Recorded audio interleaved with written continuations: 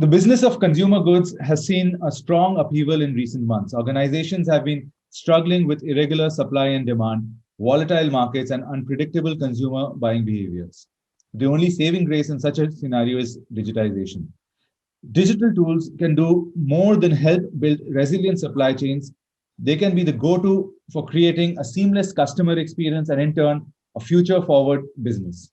I am Rodra Bhattacharya, and on today's episode, titled The Business of Consumer Goods Decoded, I'm joined by eminent industry leaders who will explain the changing face of the consumer goods industry and the role of digital transformation in the same. I'm very happy to introduce our panelists for today. We have Mr. Dr. A.K. Tyagi, Executive Director at Haldiram, Mr. Chandrasekhar Reddy, Vice President Sales and Marketing at Gemini Edibles and Fats India, Mr. Ved Gupta, Vice President Production at India Sucrose, Mr. Sandeep Babu, Director Operations at Central Bazaar India Limited, Mr. Parvez Ghai, Vice President for Consumer Retail and Life Sciences at SAP. Uh, we also have Mr. Prasada Rao, CFO, Food Fats and Fertilizers, Mr. Pradeep Hada, Director, BL Agro Oil Limited, and finally, Mr. Ayush Gupta, Business Head, Sales and Marketing at KRBL. A very warm welcome to each one of you. 2020 has been a change agent in a true sense, and as we go gear for the business in the next normal era, we'd like to hear your perspective on building a resilient business in your respective industries. Without further ado, let's get started. My first question is really for all our speakers. The pandemic has led to a huge change in the consumers' buying preferences. How has that affected your business? Mr. Hada, if you'd like to start off on that. When the pandemic started, obviously, since we were catering to essential commodity as our core, for us, it was a chaotic situation wherein the demand surge was extremely high, and we were struggling to uh, get the supply chain in order because everything was at a standstill. And that was one core area for which obviously the factory for us was practically never shut down. It was on from the day one. uh, the major section for us, the major efforts which we were uh, putting across was more on the supply chain to be managed and how it had to be managed, because most of your suppliers were not sending in the product, the raw material, the packaging material. Everything was a challenge. And as far as the demand was concerned, obviously, being in an essential commodity segment with edible oils, foods, pulses, it was anyways an unprecedented surge when people had panic buying. And that was also a time when there was a lot of surge happening in terms of the buying behavior, wherein the consumers were going on stocking the products. So that was the first phase of it, and then we had the second phase wherein things were coming back to slightly normal. However, the with the more and more people being at home locations, I guess there was also a sort of cooking spree which was happening, and that all helped us obviously in catering to the consumer demands. We finally had been able to manage. We modified our supply chains, we modified our inventory modules, we modified our distribution patterns, and that's how the changes was for us. So interesting. I mean, of course, this sector had a very different challenge. Many other sectors did not have enough demand, but I mean, automotive is one great example. So, showrooms were shut, right? But this sector has a very different challenge. Of course, demand was there. Demand, in fact, was higher than normal because many people were stockpiling, like you mentioned, right? But supply was the major issue, and distribution as well. Mr. Gupta, coming to you for your thoughts on this, and you did mention, in terms of your distribution being one of the largest, producer of basmati rice, right? How did you deal with it, and what is really the way forward there? Yeah, so right, just like Mr. Pradeep mentioned, we saw similar consumer behaviors. The COVID started with anxiety and fear for the consumer. Then it shifted to focus on health and hygiene, and then really the prolonged lockdown became, changing consumer lifestyle to work from home and socializing from home. So all these three consumer behavior changes had very different consumer nuances for our products. So anxiety and fear initially led to stockpiling of essentials and shifting to larger pack sizes. We've essentially seen in the traditional trade people preferring 1 kg pack sizes of basmati rice, but 5 kg and 10 kg suddenly saw a demand surge during that time. The focus on health and hygiene fact took our brown rice demand to a level which was not anticipated because immunity suddenly became something which people were talking about. If we talk about rice, we've seen rice that primarily the industry is sold loose or unbranded, and as soon as hygiene was becoming top of mind, we suddenly saw consumers preferring packaged over loose. So again, that was another demand surge for us. So we saw acute, I'll call it a demand shock that happened in the initial few months. So obviously our supply chains did need to gear up initially, and shortage of labor, shortage of transportation during those periods did have a little bit of an impact on fulfilling that demand to the fullest. But yeah, we coped up well. On the changing consumer lifestyles, I'd say in-home consumption of food went up because restaurants were not there, people were not eating out. So that was definitely a plus point there. Um, Socializing from home got something really new for us. Premiumization, which was completely unexpected. We saw premiumization because people were socializing from home.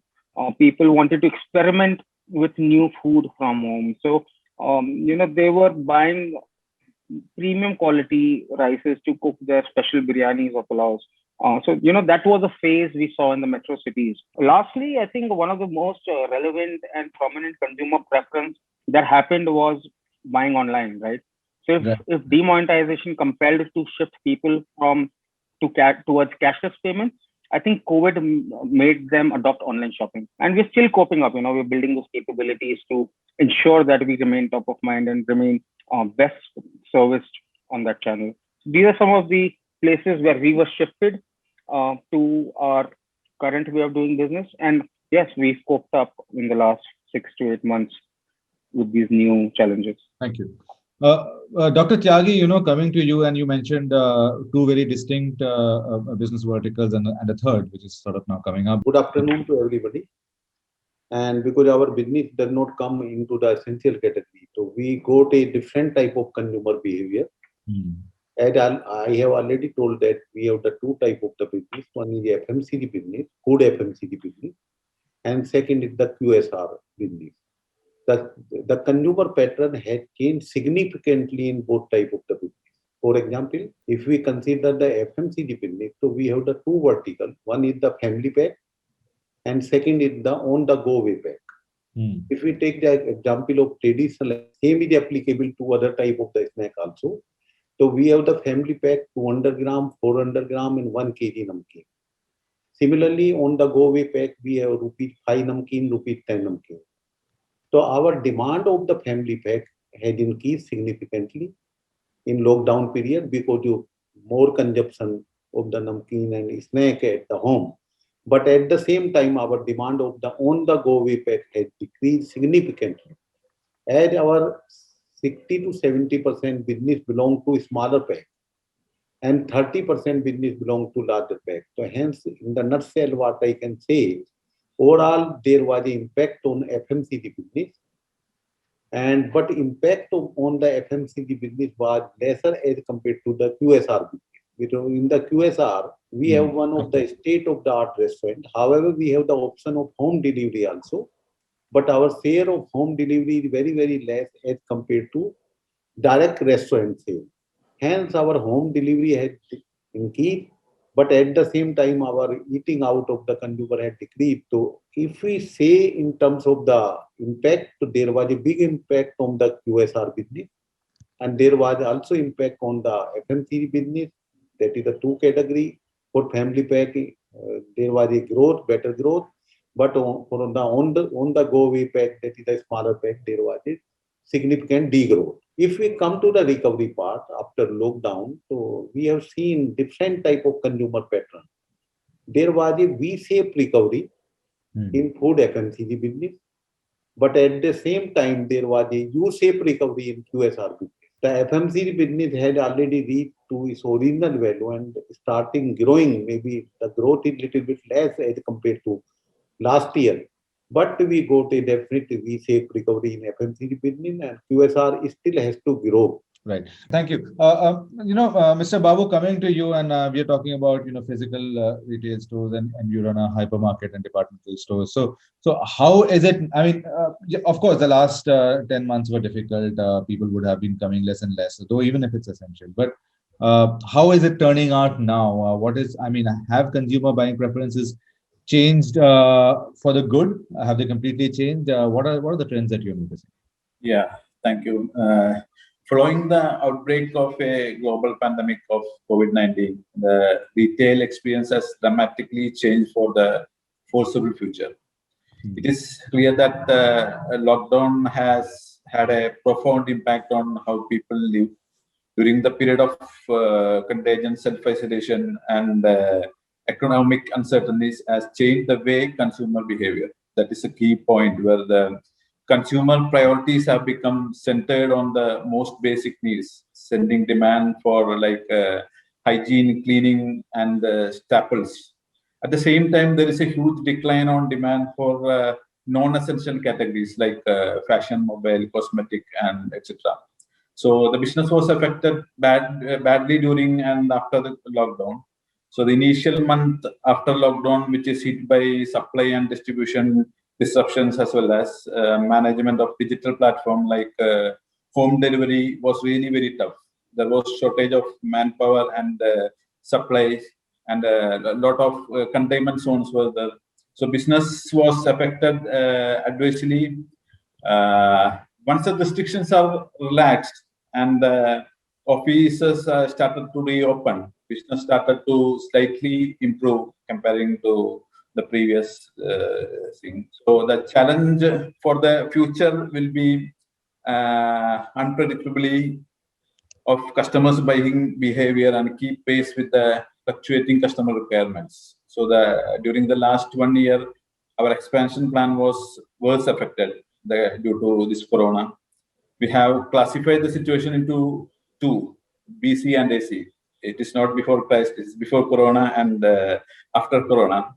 So before corona, we had a huge expansion plan, and the pandemic forced us to reconsider our initial plans. Now we have revised all our expansion plan and foreseeing the future uncertainty. So this is the overall briefing. So it is very difficult to predict the purchasing trend of customers. So that is the challenge about even after the complete corona recovery. I don't think what will happen. I mean, we are really in a difficult situation to predict the buying habits. Thank you. Mr. Reddy, coming to you, what are the changes in consumer buying preferences that you have noticed that have sort of, and you believe that might not change back? My co-panels, Mr. Pradeep and Ayush has covered. It's more or less similar.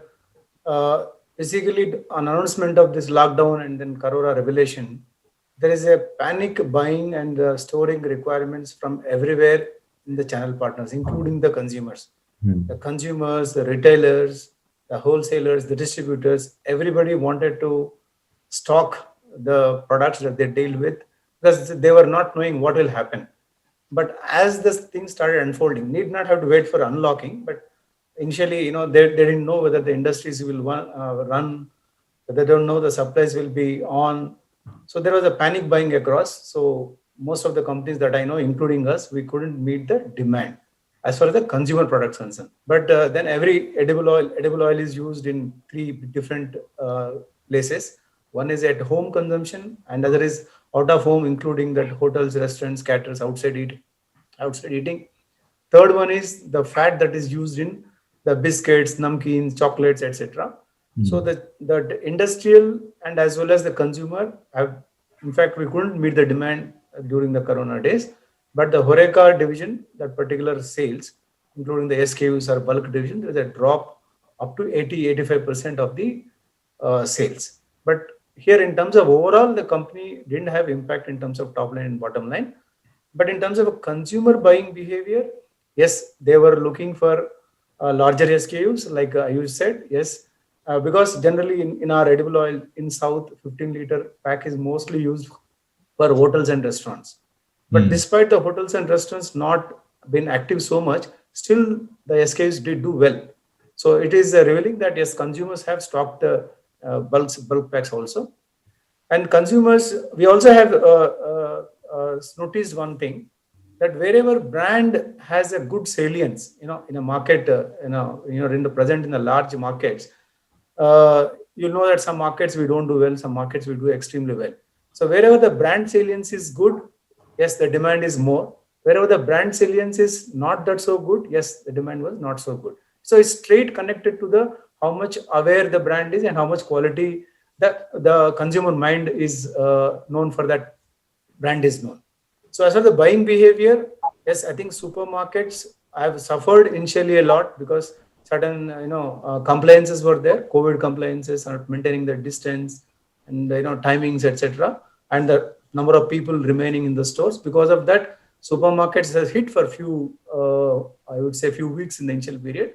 I think GT I think did a good business, and e-commerce definitely has multiplied. But post recovery, yes, I think e-commerce is not able to retain the kind of volumes as the unlocking has begun.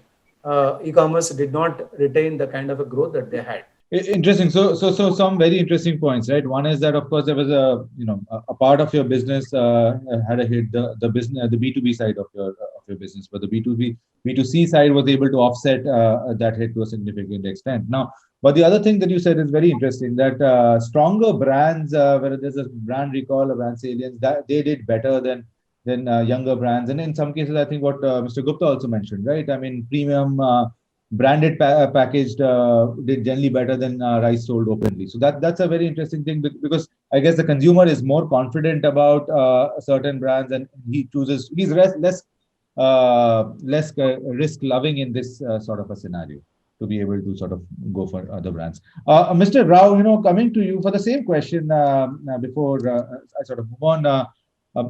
What are the changes in consumer behavior or buying preferences that you would have seen in the past few months, and how has that affected your business going forward? To be frank, no. Even before the pandemic, people started shifting from the loose oil consumption to packed oil consumptions, whether a high income group or mid income group.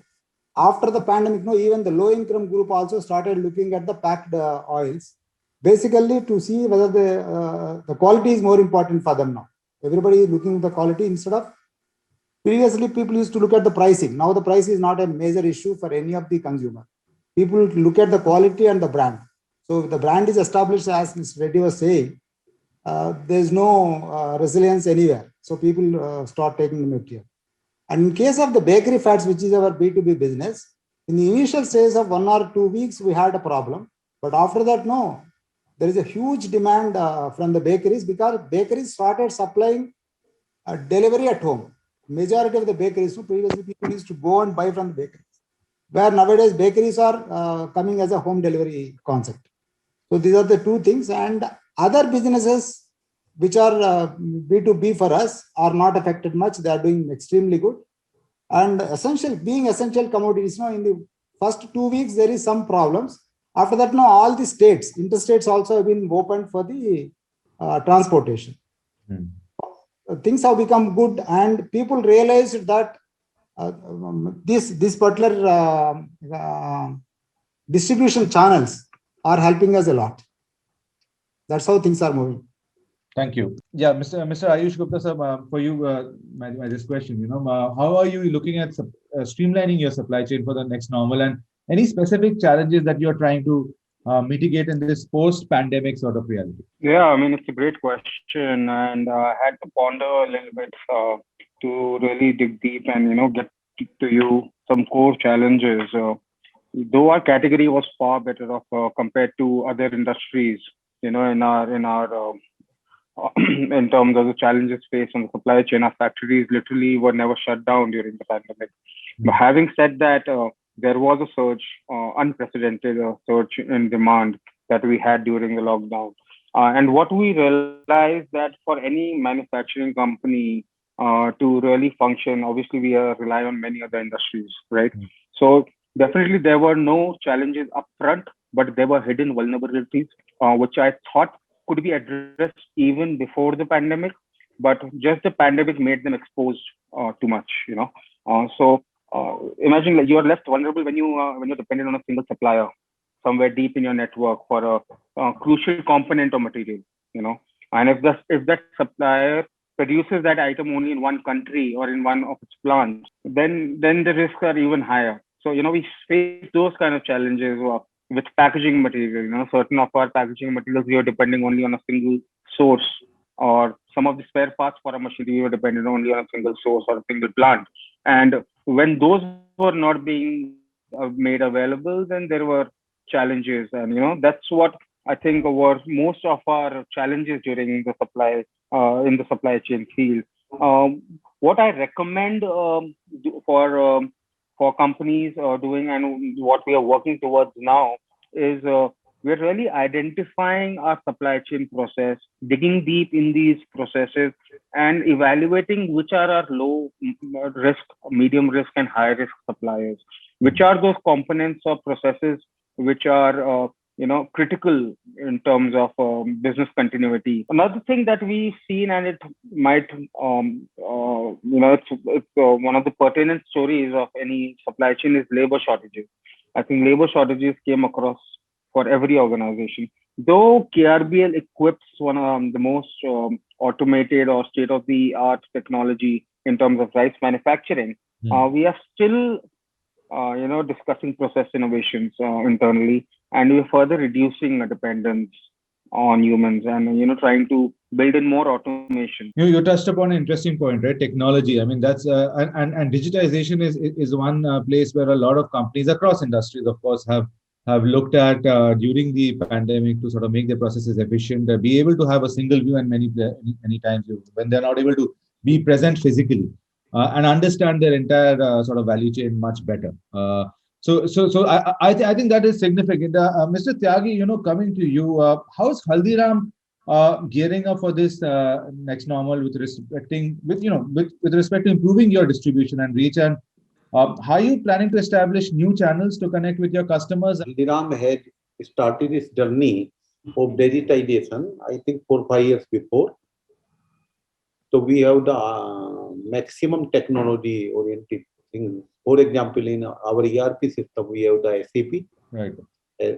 Similarly, we have the Navision in our from the Microsoft in our QSR team. So this we have built up. I think we have started our journey with the Ramco about, I think, 10-12 years before, and then we have converted to the SAP, and now currently we have one of the latest model of SAP HANA. Similarly, we have the Logic for our super stockists and distribution, and we have the DMS system also.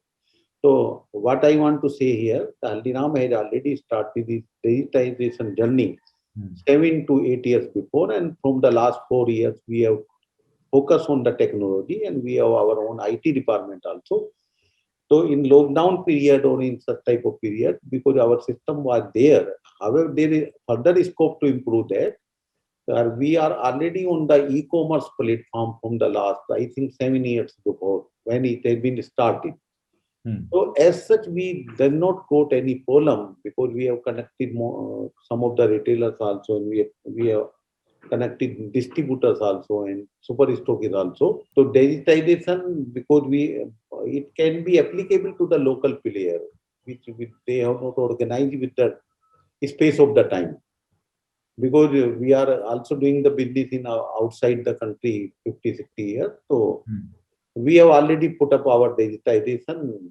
Mr. Reddy, I mean, what are the key challenges that you faced in managing distribution for your respective organizations? And which strategies have helped you in ensuring all-time last mile availability of products? Fortunately, I mean, the time it is discovered in China, it's being a Singapore-based company. We kind of got a hints before. So we are anyway on SAP. So data information exchange with the distributors and with the company was not difficult. Plant was also automated to that extent that as less manpower as possible. But the disruptions that we had during the lockdown was basically, there was a apprehension in with the outside the labor, the trucks or casual labor coming in. Then the villages said people were not allowed to, if there's a case in the particular village, they were not allowed to go out, come in. All that of things have happened. But here, all the governments here have ensured that, all the hurdles, the special task force were formed with the respective governments, whether it is Telangana and or Andhra Pradesh. So task force was fast to clear all our problems. So within, I would say 4 to 6 weeks, all the raw material, the packaging material started connecting it without a hassle. Then the people was also not an issue. But still, the biggest problem, which was major, is that where is my stock? Earlier we always had that visibility. We were knowing who is buying the stock, which outlet is buying, which outlet is not buying. During the pandemic time, in fact, even till unlock 4, we don't have a clear data even today with 90% accuracy that, what are the outlets buying, not buying, what are the volume buying, till we are not connected. But how we managed in this situation was that we were already into software connecting with the distributors, all that. So we had a particular retail outlets numbers and all that. So we were basically in the pandemic times, every distributor, every dealer wanted to make more money because there's a shortage of material with brands. So we ensured that, as an orderly format, particularly in a representative has to go in a particular town, in a particular beat on that day. So since we had the data of that outlet owner, name, mobile number, etc. So we were calling from sitting home and ensured that at least as far as possible, we ensured the stock is reached. But now, yes, it is normal, but not the normal it's supposed to be. Because still we are not traveling to the way we used to travel. We are traveling mostly in the headquarter towns today. We are not traveling it in remote places because public transportation is still not that freely available. So still we are waiting to be normal. Mr. Hada, my same question to you really, what are the key challenges that you faced in managing distribution, and what are the strategies you've ensured that, the last mile happens effectively? Because that's really where the problem is, right? See, actually for us, we had just started our journey in expansion plan. So Balkolu and Nourish as a product was predominantly used in UP and the Eastern UP segment. It was always very popular there. Around 2.5 years back, we had started our journey moving into northern states of Punjab, Haryana, Himachal, Jammu, Delhi NCR, Uttarakhand, Bihar, these regions.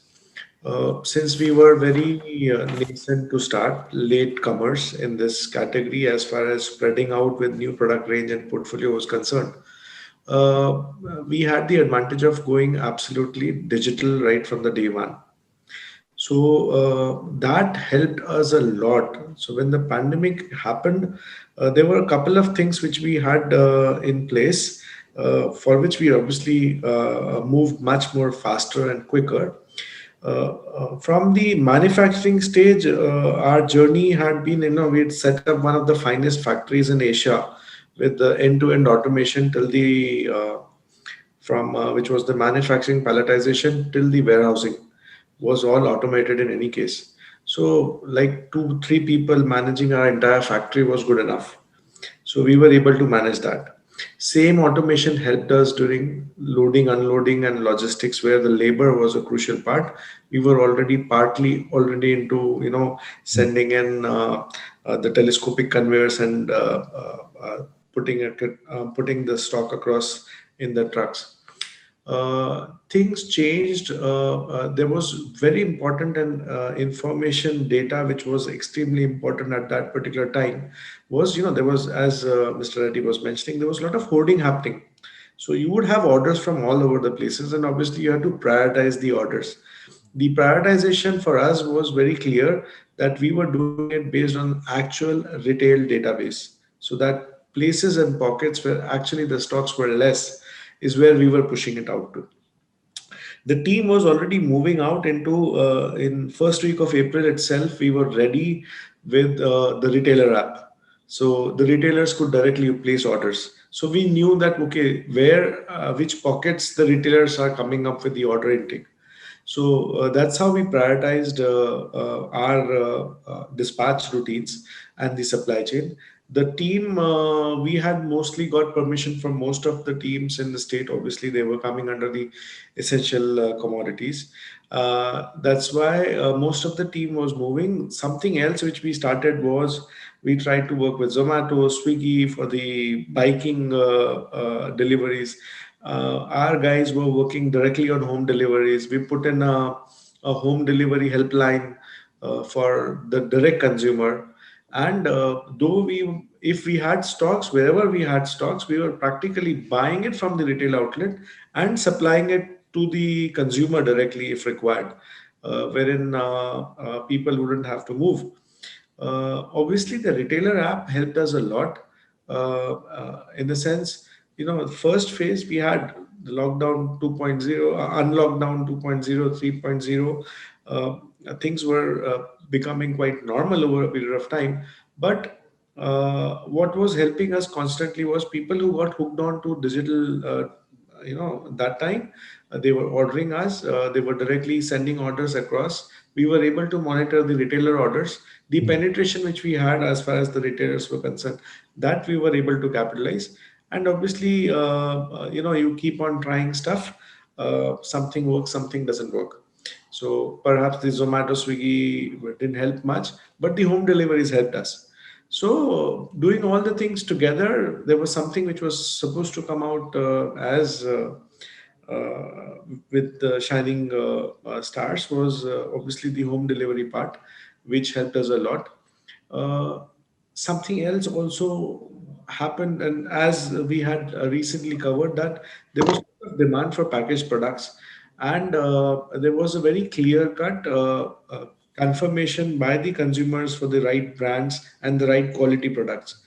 And that is what helped us capitalize our concept of giving in high quality products, wherein we were able to go directly to the consumers. There was a demand which was coming in from the retail outlets.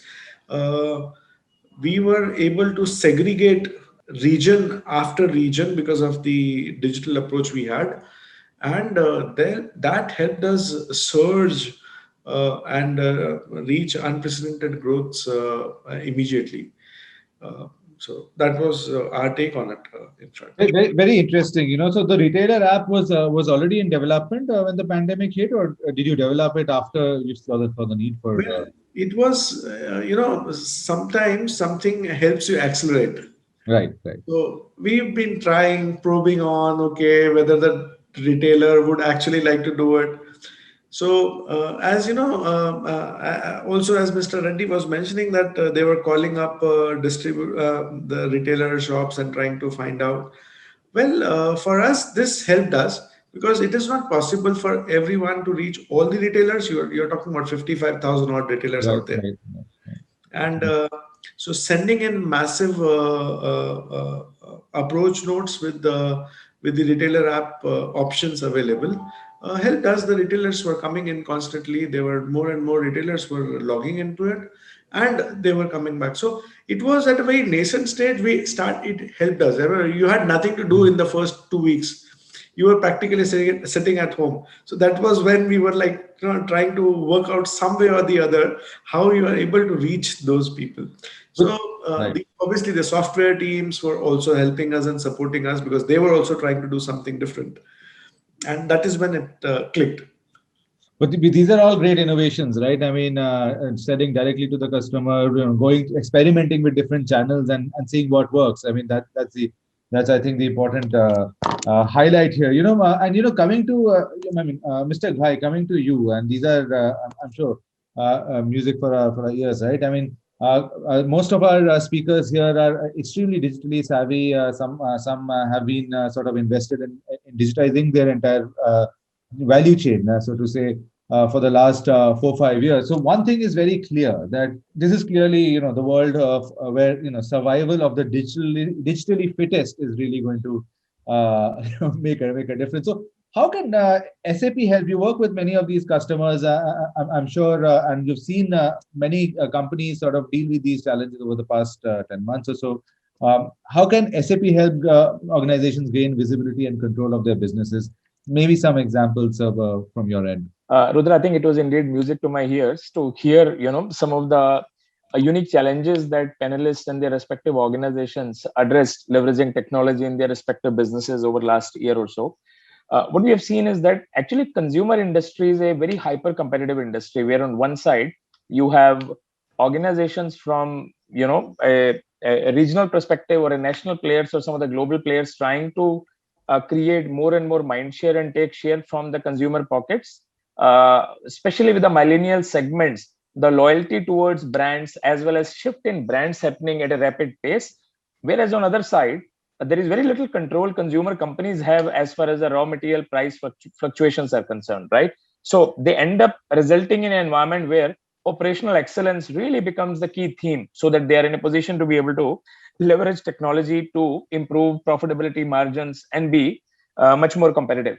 I think this was called out by a few of the panelists. Within operational excellence, what we have seen is that supply chain continues to be one of the key themes. And what we have seen is that some of the companies who have invested in technology in areas like creating a balance of demand and supply, leveraging technology, and get those signals very quickly about demand changing, demand going up and down, or demand really, really fluctuating, trying to align their supply or bringing in a balance between the two, leveraging technology, have generally been in a position to be able to create a significant impact on the profitability and operating margins, right? I think Mr. Reddy specifically highlighted, once you have visibility of the inventory and the moment at your secondary level, you are in a far better position. Or if there are any changes, shift happening, you're in a far better position to be able to align your supply to be able to cater to those changes. What we have seen is that most of the organizations find it very late to be able to see this demand sensing signals, and by the time they try to do it, it becomes late to be able to align supply accordingly, right? And so that's one big theme we have seen with the consumer companies. Second, I think it was called out that on the revenue side, traditional distribution as well as modern trade has been the traditional channels. E-commerce, marketplaces, or direct to consumer. Actually, we have seen that direct to consumer as a theme has really taken speed in last year or so. And I think there is a very, very big impact as well as innovation happening. For example, I've at least known some of the customers, what they did was during those times, I think it was again called out by some of the panelists that instead of letting consumer come to you, many bakeries or consumer companies have started reaching out to consumers. For example, we are aware of few of the companies where they put digital kiosks in the large buildings to be able to facilitate, enable consumers to be able to go and place orders, and that gets fulfilled in the optimal way to be able to ensure that the supply and the delivery happens very, very fast. We also saw a couple of very interesting innovations where companies created what they called as the digital virtual stores, right? We are all familiar that there are options available to be able to buy from those apps. But what we saw in few of these cases, there was a virtual reality kind of platform being used wherein companies created a complete store kind of buying experience. So you log into your mobile, you venture into various alleys and you touch and feel the product, trying to see the product details, pricing, all kind of specifications about the product across various categories, as if you are really venturing into a store, and you just pick that product as you put in your basket. You just double click, you put it in your, in your bucket list, and then try to just do the billing and then move out. So these were some of the interesting observations we have seen. We have also seen that at least organizations which are Indian companies, they have started investing into digital to be able to create a brand connect, with the consumers, as well as, transform the experience, right? So leveraging thought leadership content, digital content, promotions, social media connections to be able to hear voice of the customers over digital platforms, given millennials are driving quite a bit of consumption. And with the penetration of devices, both in middle class as well as in the rural segment, as well as the connectivity cost going down, I think digital has started playing a big role in terms of customers' influence as well as association with the brand. So these are some of the areas where we have seen technology has helped to really help consumer companies, one, improve the operating margins. Second, create a much better, bigger connect with the consumers to be able to improve the loyalty and hence repeat purchases from the consumers. Interesting. And you did touch upon a very interesting aspect is listening to the consumer, right? I mean, especially for B2C companies, social media, etc., is where you really understand and you're able to sort of, and if you have the analytics in place, of course, you're able to sort of make immediate product decisions based on what you're listening from the customer. So this question is for a few of our panelists. I mean, actually, maybe Mr. Gupta, Ayush Gupta, you could sort of take this. Can you highlight one instance or a few instances that help you realize that digitization is no longer a choice? I mean, how do you think tech-led innovation can impact business continuity? I mean, was there some sort of a turning point for you in your business where you figured that, and this doesn't have to be during the past 10 months, of course. So Rudra, technology is really the backbone of business continuity in times of uncertainty. That's what I believe. As you rightly said, I mean, this thought of technology being part of my business or particularly sales did not come after the COVID, but it was already in the pipeline. But COVID accelerated it to, acted like a catalyst in the whole process. I think what I could really point out where digitization or technology did or is, I find it the most critical, is in distribution dynamics. I'm seeing distribution dynamics emerge continuously. I'm seeing newer channels of distribution come in, and precisely referring to eB2B channels such as Udaan, Jumbotail, the Jio, Jio New Commerce, which is selling to the retailers. And with these channels coming in, we always know that they are parallel channels of distribution to our traditional distribution networks, and they ought to get conflict while operating in the market. So having a digital interface between the distributor and the company is so important to be able to manage these conflicts in a proactive manner and to ensure that we seamlessly work with both parallelly. No company can choose one over the other. Traditional channels have to operate going forward with these new emerging eB2B channels. So it is not a one or the other choice that a company can make, but coexistence of both. Right. Mr. Rao, sir, if you could sort of throw light on the same question, a few instances that helped you realize that digitization is no longer a choice, and how can tech-led innovation impact business continuity? The first thing is I'll speak about the development from the government side, which has taken place. Right. Just before this, demonetization. Because of demonetization, people have started using the digital technology for making payments and taking the risks. Otherwise, people used to exchange cash across the counters. And now 80-90% of the people use only digital payment mode. So that is the first step.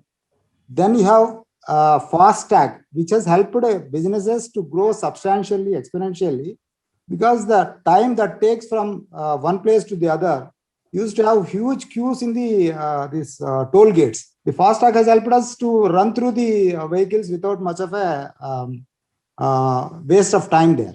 Okay, that is number.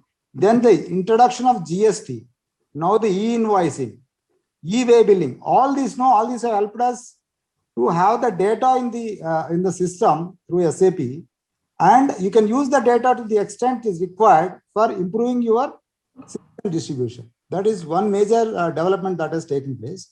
Then if you talk about last 3-4 decades, the development in the technology side compared to 70s, 80s, 1970s, 1980s, now every year there is a development in the technology. And now S/4HANA, which is going to have an exponential improvement in the operational efficiencies in the organizations. Not only manufacturing, the procurement, the production, the sales, the distribution, a lot of innovations that are taking place. And now there are a lot of apps that have been developed for the marketing side. We are using a couple of apps not related to SAP. Like Mr. Reddy was saying, the app comes from the order comes from the retailer himself directly, which supply. So the time gap between the order and the supply is minimized to the lowest extent. So all these are the major developments in technological area which have helped not only our business, any business in the country. Thank you. Mr. Babu, one of the things that have been touched upon is an omni-channel sort of experience, right? And that's most relevant to you, if not anybody on this panel, right? I mean, as a departmental store, people physically walking in, people used to and expecting a virtual experience as well. How do you sort of bring both worlds together and deliver value at the end of the day to the customer, right? I mean. Can you shed some light on how this technology can be used to provide that seamless experience for customers between both platforms? Today, the average digital customer already has around 4 to 5 profiles across various online channels. So, and I think 90% of these customers expect consistent interaction across every channel on which they interact with the business. So we understand that it is crucial to stay competitive and relevant. Omni-channel business is necessary. So we are taking our omni-channel development very seriously. So frankly speaking, when we thought of this kind of business, we were into multi-channel. So now we are thinking of omni-channel. We are taking our omni-channel development very seriously, switching from multi-channel to omni-channel. So as we know, customer retention is a key for success for every business. This omni-channel plays a vital role here. That is what our understanding was, because on the during the test run, we were able to retain the customers because in this model, customer retention is a customer retention hub, making the customers to do repeat purchase quicker, increase customer loyalty, and lifting the life value of the customer. So a combination of brick and mortar with because we are having a good number of brick and mortar network here. So with a different digital platform will be the future business model, and the mechanism may one day be the outdated one. So I think this will play a key role in development of business in future. And during our studies, what we understand is during the lockdown time, people were using network. I mean, the cities people were using internet 54%. That means 2 among 1 Indian. So that is a good signal for us to develop or go digitalization. And even when we go through that, some data related released by the Broadcast Audience Research Council, the total usage of 54%, what I said before, is the smartphone are the preferred device through which internet is being accessed. So before pandemic, it was something around 3 hours and 22 minutes, which is increased to a usage time of 4 hours per day. So, and another major factor propelling the demand is the growing youth population, primarily in urban area. So when we just think of digitalization, there are huge opportunities in future. Thank you, sir. Mr. Ghai, a bit about the cloud adoption, right? I mean, clearly that's one of the biggest benefit areas in terms of scalability, moving technology, keeping abreast of technology, which is rapidly changing in that sense as well. Do you see the adoption increasing in enterprises, and what are the benefits of doing the same, if you want? I think, Rudra, in last few years, all the small, mid-size and large organizations have really understood the value or the impact cloud can bring in. For example, for any enterprise, if they have to consume utilities, water, power, they don't build the plants. They simply subscribe to it and consume, and they pay for what they use, right? It's a similar situation in a telecom world. You don't build the telecom networks. You simply consume telecom services as what you simply use and pay for it. Similar thing what we have seen is in a content world. Many years back, we used to have CDs, DVDs and players, and then we bring them home and then we watch, consume content, but after that we don't know what to do with it. Netflix has changed all of that stuff. All the OTT platforms in last few years have really changed the whole experience as well as the way content gets consumed. So why should it be any different for software? I think historically organizations realized that they were trying to buy software, infrastructure, get services from someone, stitch them together. And in case it does not work, they were left with no choice but to, try to maybe invest again, right? So cloud brings in a lot of that flexibility, one, that you pay for what you use, and it gives you a lot of flexibility. agility as well as capabilities to innovate. What we used to see is in a software world, many organizations who used to deploy their technology-led process transformations in a historical world. Once you have done something, related to technology, maybe after a few years, if there are new innovations, capabilities being brought in, you don't take the initiative in a traditional word to be able to change that. Cloud takes care of and addresses all of those, and it also becomes cost effective, right? So just like organizations used to consume utilities, I think software has become another utility that organizations have realized that there is a lot of merit in consuming this as a service to be able to continuously innovate, be cost effective, as well as continue to address some of those ever evolving and changing trends in the respective industries and business. And I think cloud, how does it help, whether adoption is increasing or not? I thought in last couple of years, the debate has literally been behind. Now organizations are just thinking how quickly they adopt cloud to be able to become more agile, innovate more, and transform their businesses, leveraging some of the cloud technologies which are available. So coming to the final question here, these three top strategic priorities for your business in the next 1 year. I mean, we are hopefully putting this extremely turbulent period behind us and looking forward to a much better year ahead of us. Fingers crossed, of course, for that. So maybe Dr. Tyagi, if you would want to take that question first. Three strategic priorities. We have the top three priority for the coming year. First, number one is the innovation. However, our innovation is continuous since last so many years. But now our focus will increase on innovation in all aspects. Either it is a product innovation, it is a sales innovation, it is a marketing innovation, or it is any other type of innovation. So first priority for the coming years will be innovation. The second priority for our business will be distribution and digital expansion. We have to further expand the digitization. Our ultimate goal to reach directly to consumer. So second priority is distribution and digital expansion. And third priority is our automation. However, in our FMCG business, we have the enough automation, and most of the plants are fully automatic with PLC control and latest version, state of the art. But in the QSR business, we have the less automation. So our first focus will be to do the automation in the QSR business, including the centralized base kitchen. But still, we will improve the automation in FMCG business. So our third priority for the coming years will be to enhance the automation. Thank you. Mr. Gupta, Ayush Gupta, if you could talk about your three strategic priorities in the next 12 months. I believe a crisis is the right time to recalibrate for any organization. And more than any specific strategic priorities, I put impetus on corporate culture. And having that right going forward is going to be the most critical aspect.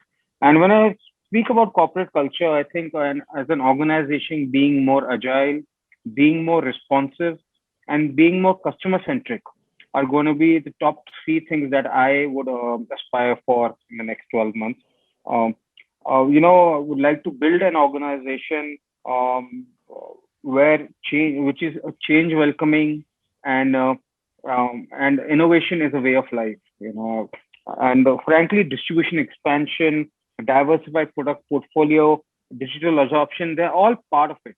The ultimate objective really by doing all of that is we need to be more agile. We need to be more adaptable to the situation that will be, facing us going forward. Thank you. Mr. Sandeep Babu, sir. Priority, as I said earlier, to ensure our presence in rural and urban area. We are planning for 100 outlets by next financial year. So we are having three categories of stores, which will be focusing on different categories of customers. We will be having a mix of hypermarket, supermarket, and mini stores along with a digital platform.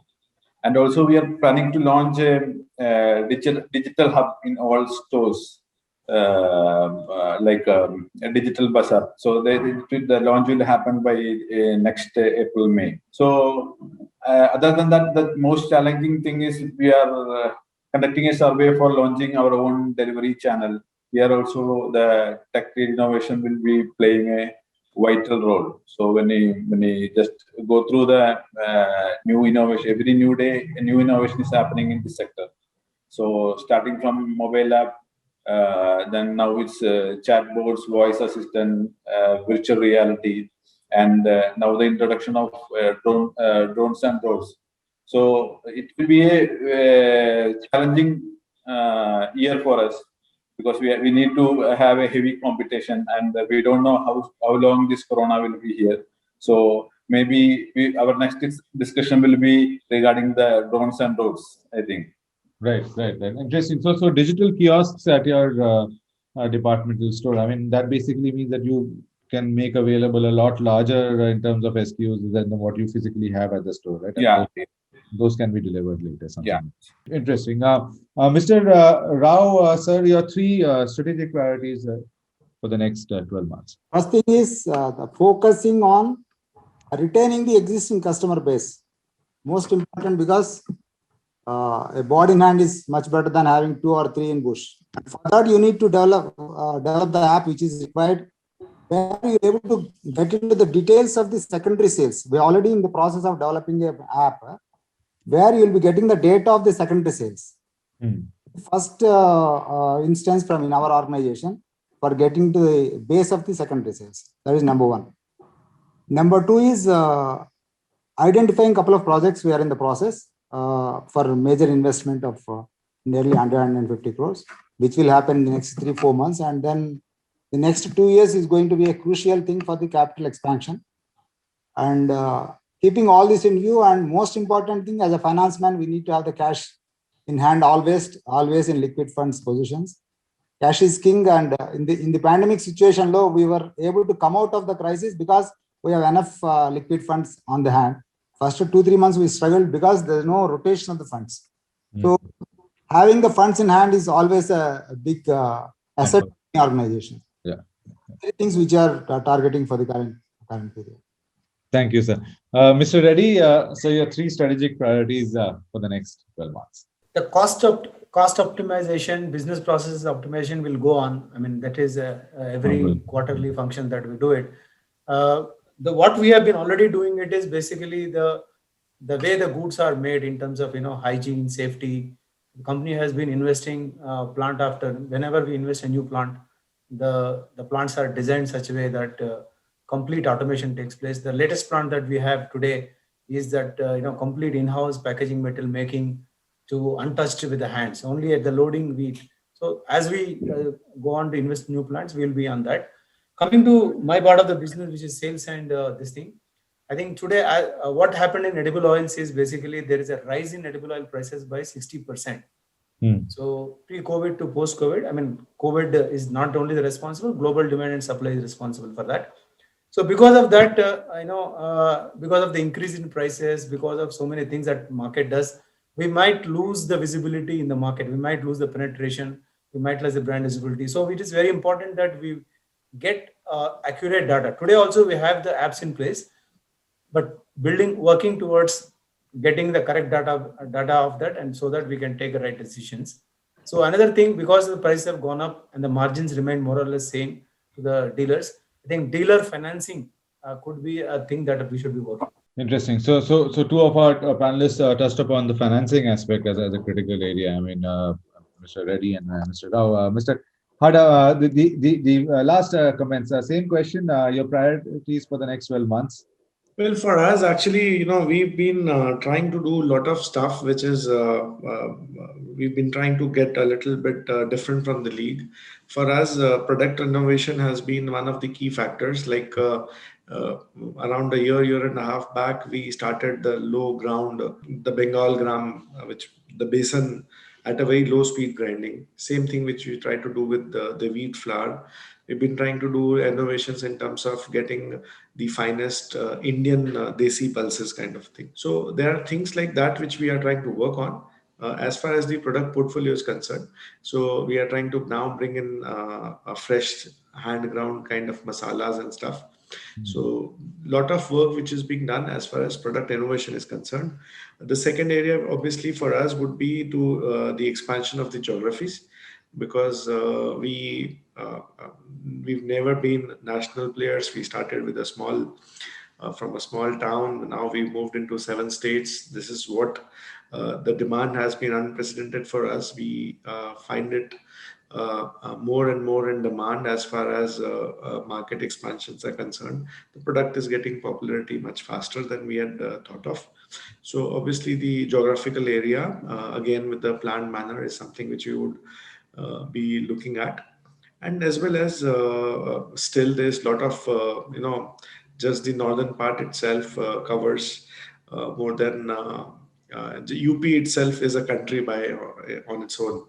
I mean, with 25% of the Indian population here, there's a lot of penetration which is still there for us to look at. So we would continue with the product innovation, that is the core, and the geographies and expansions, which we will be doing, and the penetration as well.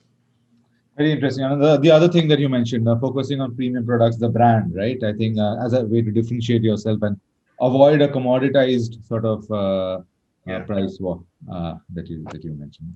Interesting. Great. Thanks a lot for all our speakers. To all our speakers, that brings us to the end of our discussion. Thank you for joining us today. I want to especially thank our guest speakers for taking their time and sharing their valuable opinions and insights. Very, very interesting points across, a lot of learning for me personally, and I hope all of our speakers had a great time learning from each other. A big shout out to SAP for partnering with us for this series. Hope to see you all soon. Take care.